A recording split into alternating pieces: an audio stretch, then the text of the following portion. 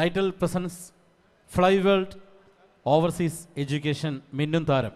കോ sponsors Mermaid hotel Kochi, doctor സാനിയസ് back to balance, then Forum mall. Prize sponsors റൈറ്റൽ, Prakash, Vicks, Anu's.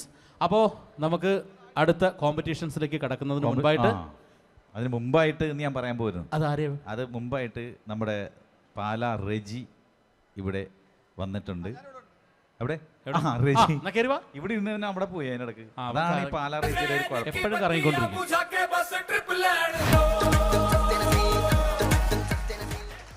Pala Reji എന്ന് പറയുന്ന mimicry കലാകാരനെ ഞങ്ങൾക്ക് എല്ലാവർക്കും നന്നായിട്ട് അറിയാം, നമ്മുടെ പ്രേക്ഷകർക്കും അറിയാമെന്ന് വിശ്വസിക്കുന്നു. റെജി സിനിമയിൽ നായകനായിട്ട് അഭിനയിച്ചില്ലേ? 1-2 സിനിമ.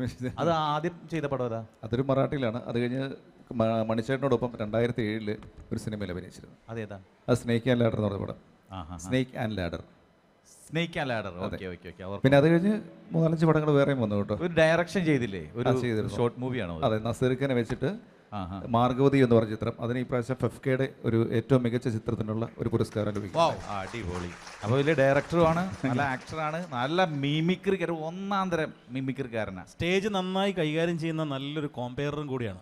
കാരണം ഒരുപാട് വേദികളിൽ ഒരുപാട് വലിയ വലിയ ഷോസിന്റെ ഒക്കെ സാരഥ്യം ഏറ്റുപിടിച്ചിട്ടുള്ള ഒരാൾ കൂടിയാണ്. എനിക്ക് വളരെ വ്യക്തിപരമായിട്ട് അറിയാം. പിന്നെ എന്ത് ഷോസ് വന്നാലും നമുക്ക് വരുന്ന പ്രോഗ്രാംസ് ഒക്കെ ഓവർഫ്ലോ വരുന്നൊക്കെ കൊടുക്കുന്നത് റെജിക്കാണ്. പക്ഷെ ഇപ്പൊ ഓവർഫ്ലോ ഇല്ല, ഇപ്പൊ ഫ്ലോ പോലും ഇല്ലാണ്ടിരിക്കും. പ്രോഗ്രാമിന്റെ ഫ്ലോ തന്നെ പോയി കിടക്കും. ഇവിടെ സത്യം പറഞ്ഞാൽ കയറി കഴിയുമ്പോൾ പേടിയാകുന്നുണ്ട് കേട്ടോ. കാരണം അത്രയും തീപാറുന്ന പെർഫോമൻസുകൾ നടക്കുന്നത്. അത് ശരിയാണ്, പക്ഷെ പേടിക്കേണ്ട കാര്യമൊന്നുമില്ല. ഈ റൈറ്റൽസിൻ്റെ പ്രോഗ്രാമിലേക്ക് വിളിച്ചതിൽ എന്നെ ഒരുപാട് സന്തോഷം ഞാൻ അറിയിക്കുകയാണ്. പ്രത്യേകിച്ച് ഈ മിന്നന്താരം എന്ന് പറഞ്ഞ പേര് കേട്ടപ്പോൾ തന്നെ എനിക്ക് ഒരുപാട് സന്തോഷമാണ്. ഞാൻ ആദ്യമായിട്ടൊരു റിയാലിറ്റി ഷോയിൽ പോയി പങ്കെടുത്തതും മിന്നന്താരം എന്ന് പറഞ്ഞൊരു പ്രോഗ്രാമിലാണ്. അപ്പോൾ പ്രത്യേകിച്ച് വീണ്ടും ഒരിക്കൽ കൂടി മിന്നന്താരം എന്ന് പറഞ്ഞ വേദിയിലേക്ക് വരാൻ സാധിച്ചതിൽ ഒരുപാട് സന്തോഷം. അപ്പം പ്രസാദേട്ടൻ്റെയൊക്കെ കൂടെ ഞാൻ ഇപ്പോഴും ഉണ്ട് കേട്ടോ. പ്രസാദേട്ടൻ്റെ ഗിന്നസിലൊക്കെ ഞാൻ ഇപ്പോഴും വർക്ക് ചെയ്യുന്നുണ്ട്. ഉണ്ട് ഗിന്നസ് പറഞ്ഞാൽ എല്ലാവരും കൂടെ ഉണ്ട്. അപ്പോൾ റെജിയുടെ കുറച്ച് പെർഫോമൻസ് നമ്മുടെ പ്രേക്ഷകരും ഞങ്ങളും ആഗ്രഹിക്കുന്നു. തീർച്ചയായിട്ടും. അപ്പോൾ ഇവിടെ ചെയ്യാത്തത് എന്താ എന്നുള്ള കാര്യം മാത്രമേ ഞാൻ നോക്കുകയുള്ളൂ. അപ്പോൾ ഈ ഇവിടെ വന്നു കഴിഞ്ഞപ്പോൾ എനിക്ക് തോന്നുന്നു ഇപ്പോൾ IPL കഴിഞ്ഞ സമയമാണല്ലോ. IPL നമുക്ക് ഏറ്റവും കൂടുതൽ ചേട്ടന് ഇഷ്ടമുള്ള ടീം ഏതായിരുന്നു? IPL എനിക്ക് ഇഷ്ടമുള്ള ടീം നമ്മുടെ സഞ്ജു ടീം. ചേട്ടനോ? എനിക്കും അതെ. അപ്പോൾ അങ്ങനെയാണ് ചേട്ടാ ഇവിടെ വന്നപ്പോൾ ഞാനും എന്തെങ്കിലും ഒരു 2 പേരെയൊക്കെ ഇമിറ്റേറ്റ് ചെയ്തിട്ട് ഇപ്പോൾ പ്രസാദേട്ടുണ്ട് ഒരു 2 പേര് കയറുമ്പോൾ മൈക്ക് കണ്ട 2 അടി അടിക്കാൻ തോന്നും. അപ്പോൾ ആ 2 അടി അടിച്ചിട്ട് ഞാൻ പൊക്കോളാം. അപ്പോൾ എന്തായാലും ഈ മിമിക്രിയിലേക്ക് പറഞ്ഞു തുടങ്ങുമ്പോൾ ഈ ക്യാപ്റ്റൻ രാജുവിൻ്റെ ശബ്ദം വളരെ രസകരമാണ്. പ്രത്യേകിച്ച് ഈ നമ്മുടെ കാബുളിവാല എന്ന സിനിമയിൽ അദ്ദേഹത്തിൻ്റെ ഒരു ഇമോഷണലി ഒരു ഡയലോഗുണ്ട്. അത് ഭയങ്കര രസമാണ്. ഹൈറ്റും കൂടി ഉള്ളതുകൊണ്ട് ഗംഭീരമായിരിക്കും. നീ ആരാ? ഈ പാട്ട് നിനക്ക് എവിടുന്ന് കിട്ടി? നീ ഞങ്ങളുടെ മുന്നെയാണോ? എന്റെ ഭാവിയുടെ മുന്നെയാണോ മോനെ നീ? യാ റബ്ബേ, നിന്നെയാണോ തമ്പുരാനെ ഞാൻ ഈ തല്ലിച്ചതച്ചത്? മുന്നാ, ഈ കാണുന്ന സ്വത്തും സാമ്രാജ്യവും സർക്കസും കൂടാരവും എല്ലാം ഇത് നിന്റേതാണ്. ഈ കാണുന്ന എല്ലാ സ്വത്തുക്കളുടെയും അധിപൻ നീ തന്നെയാണ്. യാ റബ്ബേ, നീ വലിയവൻ തന്നെ.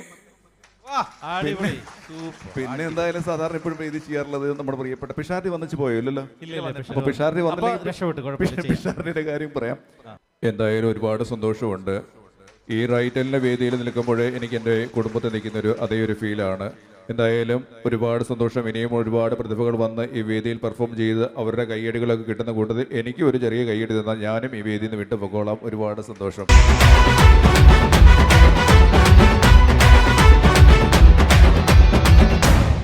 കണ്ണൂർ നിന്ന് വന്നിട്ടുള്ള ഗുഡ് ലക്ക് ടീമിനെയാണ് ഇനി വേദിയിലേക്ക് വിളിക്കുന്നത്.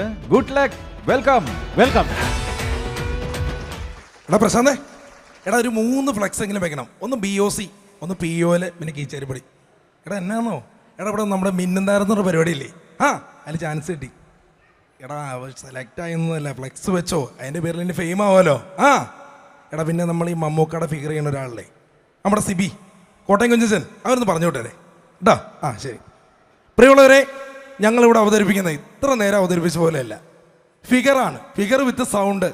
നമ്മൾ പണ്ട് കോട്ടയം കുഞ്ചൻ സിനിമയൊക്കെ കാണുമ്പോൾ നമ്മുടെ മമ്മൂക്ക ഭയങ്കരമായിരുന്നു. അപ്പോൾ ആ മമ്മൂക്ക ഇവിടെ അവതരിക്കുകയാണ്. വേറെ കല്ല കഴുതേ വന്നിരിക്കുന്നു മമ്മൂക്ക. എൻ്റെ പൊന്ന് ചേടത്തി, ഇന്നത്തെ കാലത്ത് ഈ കുടുംബം വിലയൊക്കെ ആരെങ്കിലും നോക്കൂ? നല്ലൊരു ചെറുക്കനല്ലേ നമ്മുടെ മോളിക്കുട്ടിക്ക് വന്നല്ലേ എന്ന് ഓർത്ത് മീനും ഒക്കെ മേടിച്ചുകൊണ്ട് ഞാൻ വന്നപ്പം എനിക്ക് ഇവനങ്ങോട്ട് കാണുകയും എൻ്റെ ശരീരം മുഴുവൻ അങ്ങോട്ട് വിറഞ്ഞു വന്നു. എണ്ണയും തേച്ച് പരിഷ്കാരിയെന്നും പറഞ്ഞൊരു കാട്ടുമാക്കാൻ നമ്മുടെ മോളിക്കുട്ടിക്ക് ഇവൻ ചേരുവോ? കുറേ ഏലക്കായൻ്റെ അവരും തേങ്ങായ ഉണ്ടെന്ന് പറഞ്ഞിട്ട് എന്നാ കാര്യം? ഇത്ര ഐശ്വര്യവും ദൈവമുള്ള ഒരു കൊച്ചിനെ ഈ കുരങ്ങിന് പിടിച്ചു കൊടുക്കേണ്ട വല്ല കാര്യമുണ്ടോ? ഞാൻ ഇച്ചിരി മനഃപൂർവ്വം തന്നെ പറഞ്ഞതാ. നിങ്ങൾക്ക് ഇപ്പം എന്നോട് കോപം തോന്നും, എന്നാലും നിങ്ങൾ ആ മോളിക്കുട്ടി വിളിച്ച് രഹസ്യമായിട്ടും ചോദിച്ചു നോക്കി. അവക്ക് ഇഷ്ടപ്പെട്ട് കാണത്തില്ല ഈ സാധനത്തിനെ. എന്നോട് അങ്ങനെ പറഞ്ഞെന്നോ? അയ്യോ. എന്തായാലും സിബി കോട്ടയം കുഞ്ഞച്ചൻ അല്ലാണ്ട് തന്നെ നമ്മളെ സ്റ്റേജുകളിലൊക്കെ ഭയങ്കരമായിട്ട് കൈയടി നേടുന്ന ഒരു സംഭവം ഉണ്ടല്ലോ, സൂര്യമാനസം മമ്മൂക്കയുടെ ഒരു കഥാപാത്രം ചെയ്യും. ഓ എന്ത് രസല്ലേ! ഒന്ന് വേഗം വാമേ. അമ്മേ വേണ്ട, അത് കണ്ടോ? അതുകൊണ്ടല്ല അവിടെ ആ തല നമുക്ക് വാങ്ങാമേ. ആ മരത്തിൻ്റെ അവിടെ നമ്മുടെ വീട്. അതിന് ചുറ്റും മുയലും മാട്ടും കുഞ്ഞുങ്ങളും പച്ചിക്കിടാവ് ഒക്കെ. അതിന് നടക്ക് ഞാനും അമ്മയും മാത്രം. നല്ല രസമായിരിക്കല്ലേ അമ്മേ? അത് എപ്പോഴാണ് വാങ്ങിക്കുന്ന അമ്മേ? അതുപോലെ തന്നെ നമ്മുടെ മൃഗയ സിനിമയിൽ ചെയ്യാറുന്നല്ലോ, മൃഗയ സിനിമയിൽ ഒരു കഥാപാത്രം മമ്മൂക്കയുടെ. അപ്പനും ഞാനും തമ്മിൽ ചേരൂല, അതുകൊണ്ട് അപ്പനുള്ളപ്പം വീട്ടിൽ പോവാറേ ഇല്ല. ഇവിടെ കഴിയുന്നിടത്തോളം പിടിച്ച് നിൽക്കണമെന്നാ. ഇവിടെ നല്ല സുഖ, ചാപ്പാട്, വീട്, പിന്നെ ഇത്, പിന്നെ പിന്നെ ഇവിടുത്തെ പെണ്ണുങ്ങളെ കാണാൻ നല്ല സുന്ദരിയാ.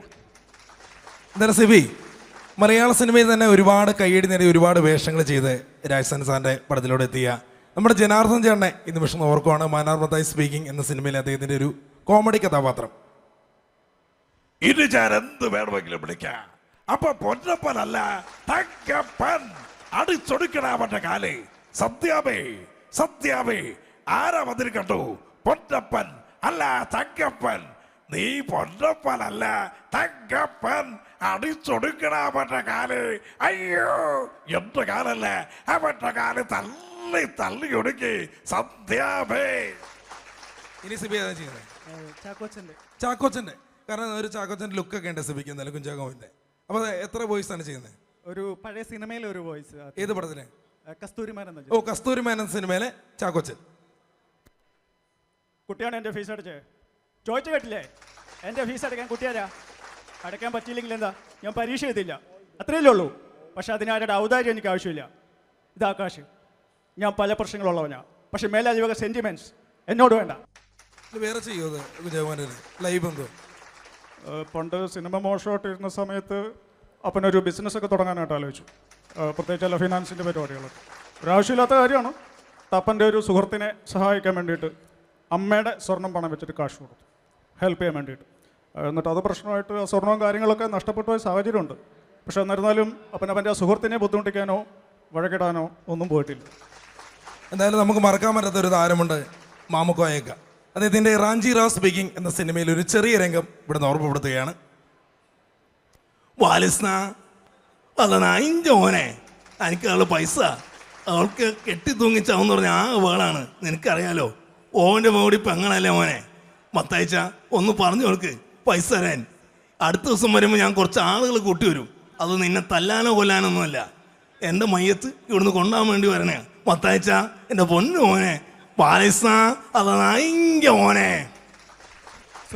സുരേഷ് ഗോപി ചേട്ടൻ. അദ്ദേഹത്തിൻ്റെ ഒരു പഴയ സിനിമ 20-ാം നൂറ്റാണ്ട് എന്ന സിനിമയിലെ സുരേഷ് ഗോപി സാർ. ഞാൻ ആരെയും വഞ്ചിച്ചിട്ടില്ല, ചതിച്ചിട്ടുമില്ല. നിനക്ക് ഇഷ്ടമല്ലെന്ന് പറഞ്ഞുകൊണ്ടല്ലേ? നീ എന്നെ പേടിപ്പിക്കൊന്നും വേണ്ട. 4 കാശിന് വിലയില്ലായിരുന്ന നിന്നെ ജാക്കിയാക്കിയത് ഞാനാണ്. നീ ശേഖരൻകുട്ടി. നമ്മുടെ സമയം അതിക്രമിച്ചു. കാരണം നമ്മളെ നേരത്തെ കുറച്ചുകൂടി സമയം ഇങ്ങനെ അനുവദിക്കുമായിരുന്നു. പക്ഷേ പ്രശ്നം ഈ മോള് നമുക്ക് തന്നിരിക്കുന്ന ടൈം വളരെ പരിമിതമാണ്. അപ്പോൾ അതുകൊണ്ട് ഓക്കെ, നന്നായിരുന്നു. ബെസ്റ്റ് ഓഫ് പെർഫോമൻസ് ഗംഭീരമായിരുന്നു കേട്ടോ.